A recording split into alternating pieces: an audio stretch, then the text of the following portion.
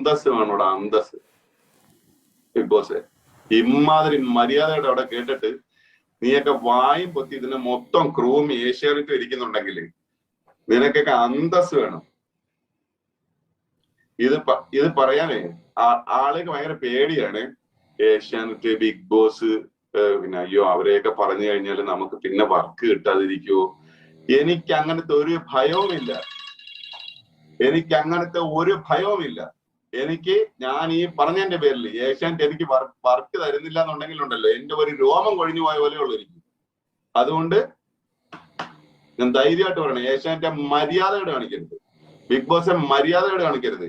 വീട്ടിലിരിക്കുന്ന അമ്മയെ ഇമാതിരി പച്ചത്തെറി പറഞ്ഞോളെ നീയൊക്കെ അതിനകത്ത് വെച്ചോണ്ടിരിക്കുന്നത് തിരിച്ച് അതിനകത്ത് നിങ്ങൾ ഒരു വാക്ക് പോലും സംസാരിക്കുന്നില്ല എന്നുണ്ടെങ്കിൽ അതിന്റെ പേര് അന്തസ്സില്ലായ്മയും.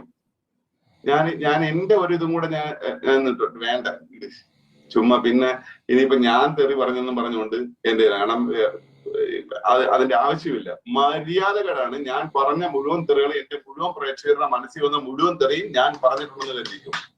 മര്യാദകൾ. റോബിന്റെ അമ്മ ആ പറഞ്ഞ സ്പോട്ടിൽ